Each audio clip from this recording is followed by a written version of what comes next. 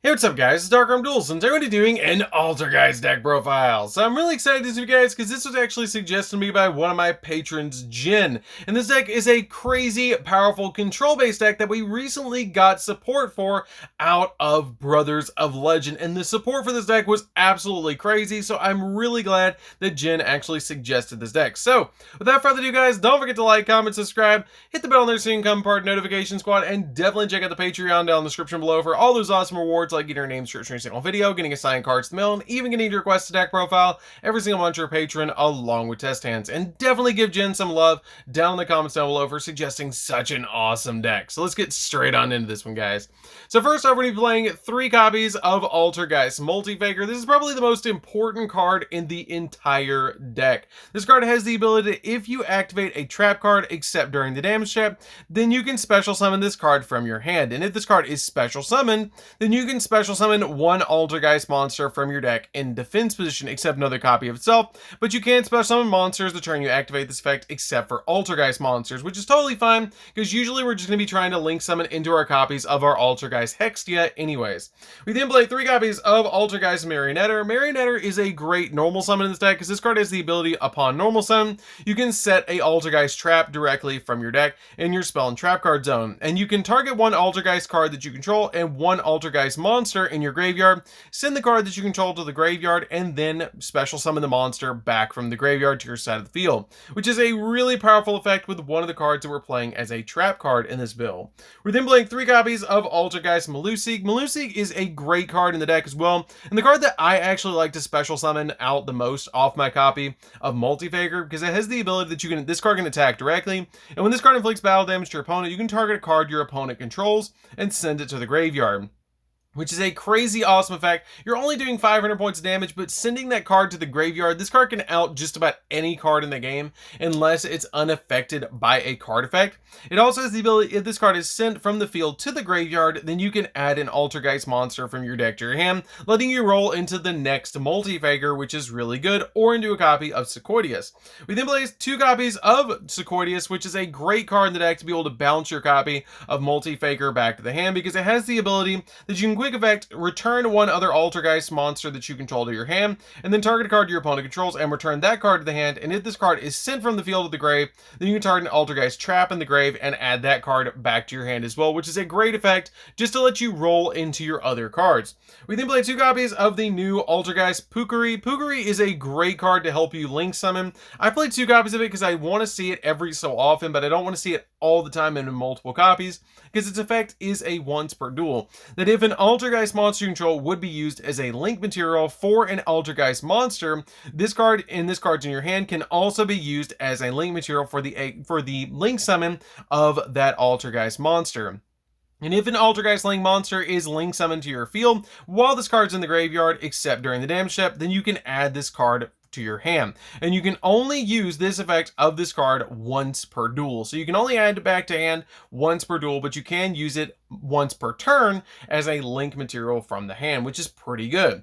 We then play just a single copy of the level 5 Altergeist monster as well. This card is a great hand trap because it has the ability that when an opponent's monster declares an attack, if you control an Altergeist card, then you can special summon this card from your hand, and if you do, negate the attack, and if this card is special summoned, you can target a face-up monster card that your opponent controls and negate its effects until the end of the turn while this card is on the field, which is a pretty good effect just to be able to stop a card effect.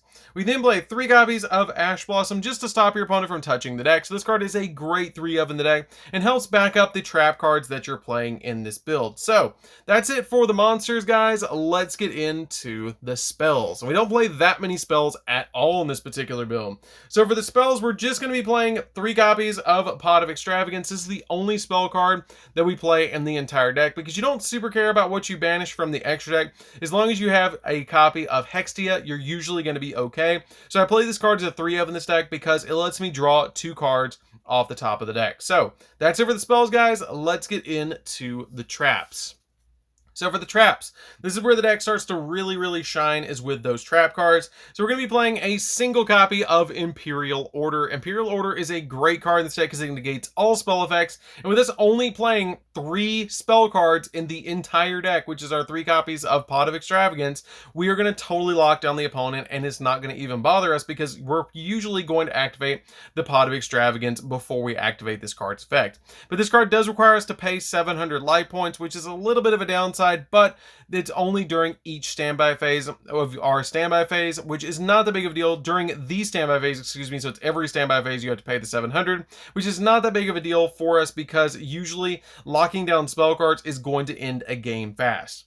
We then play 2 copies of Anti-Spell Fragrance. Anti-Spell Fragrance is a great card in this deck because it locks down spell cards even more, because both players must set spell cards before activating them, which is a crazy powerful effect to just be able to make it so your opponent has to set them before they activate them to slow the game down just a little bit. Now, if Imperial Order does get hit on the list, you can change it out for a copy of Anti-Spell Fragrance, so you can play 3 copies of Anti-Spell Fragrance over the copy of Imperial Order.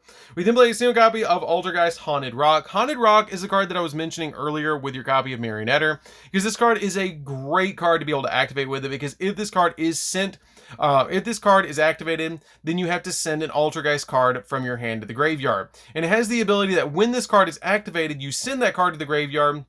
And then once you do that, you're going to use the copy of Marionetter to be able to send this card to the graveyard and then special summon the card that you sent from your hand to the grave, which is a crazy good effect to basically just give you an additional monster on your field to be able to link summon into a copy of Hextia.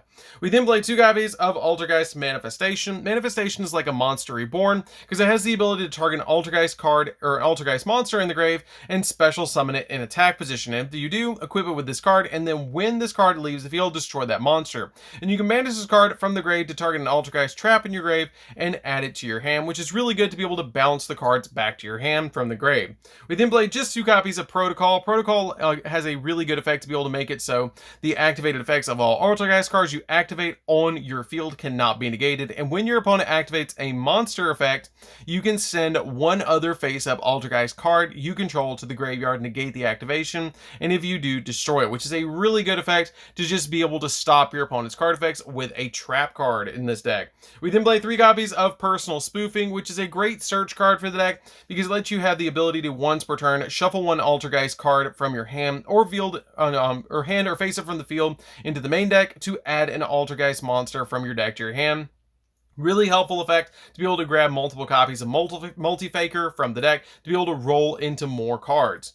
We then play 3 copies of Infinite Impermanence, which is one of the other hand traps that we do play in the deck. Infinite Impermanence is really good because if you draw into this card and a copy of Multi-Faker, you can actually play on the first turn even if you get pushed to go second, because you can just stop your opponent with a copy of Infinite Impermanence and then bring out that copy of Multi-Faker to your side of the field, and then special summon out to your field as well a copy of Malusig to then give you a search if your opponent outs it, and if they don't, you can link summon into a Link Rebo during the next turn. We then play 3 copies of Torrential Tribute just to stop the opponent from making a crazy field. This card comes in very handy to just board wipe the field, and I love this card as a 3-of in here.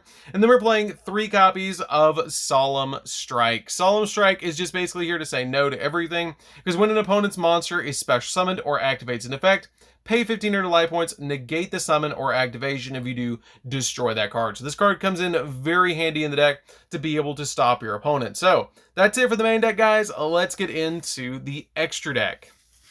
So for the extra deck, we're going to be playing 2 copies of the new Link 4 Altergeist. You just really need 2 copies of this card. It's a really good card, but you don't summon it all the time, which is why we just played it as a 2-of. It has the ability that during the battle phase, quick effect, you contribute one other monster, and this card gains attack equal to the attributed monster's attack on the field. And then when this card destroys a monster by battle, you can destroy one monster your opponent controls, and if you do, this card can make a second attack in a row. And if this card would be destroyed, then you can banish one monster from your graveyard instead, which is a pretty good effect just to be able to give it a little bit of built-in protection. We then play a single copy of Prime Banshee. You just need 1 copy of Prime Banshee in this deck. It's an okay Link monster for this deck, but usually you're going to go for your copy of Hextia over this card every time, because it has the ability that during the main phase, quick effect, you contribute one other Altergeist monster, special summon an Altergeist monster monster from your deck to to a zone this card points to, and if this card is sent from the field to the graveyard, then you can target one Altergeist card in your grave and add it back to your hand, which is a pretty good effect, but it doesn't have any attack boost, so that's a little bit of a downside on a 2100 Link 3. We then play 3 copies of Hextia. Hextia is single-handedly the best Link monster in the entire archetype still, and this card is absolutely crazy. It has the ability to gain attack equal to the original attack of the Altergeist monster it points to. When a spell or trap card or effect is activated, quick effect, you contribute an Altergeist monster this card points to, negate the activation if you destroy that card, and if this card is sent from the field to the grave, you can add an Altergeist card from your deck to your hand, which is super helpful for this deck to be able to grab those cards from the deck. We then play 3 copies of Linkuriboh. Linkuriboh is extremely important with your copies of your Melusi because you're going to be able to link summon that Melusi away. For a copy of Linkuriboh, just to give you a little bit of battle protection, this card comes in really handy to be able to link that Melusi away, get the search, and then have this on the field to back up your plays with your traps on your field. We then play a single copy of Access Code Talker. Access Code Talker is a great one-of because it pops multiple cards on the field and can get really big, but if you want to change this out and want more of a budget option, you can play a 3rd copy of the Altergeist Link 4 if you want to play that instead of the copy of Access Code. We then play a single copy of Unicorn to spin stuff, 1 copy of Phoenix to pop spells and traps, and a single copy of IP Masquerena to let us climb into the copy of our Nightmare Unicorn. We play a single copy of Relinquished Anima, which I have considered bumping up to 2 or even 3 in this deck, but this card basically gobbles up a monster that it points to, so this card is a very handy card to just be able to out certain cards your opponent has, and then a single copy of Alamirage just in case we need it. The Alamirage is another card that I have considered dropping for a 2nd copy of Relinquished Anima, and it is an option for you guys if you want to go that route.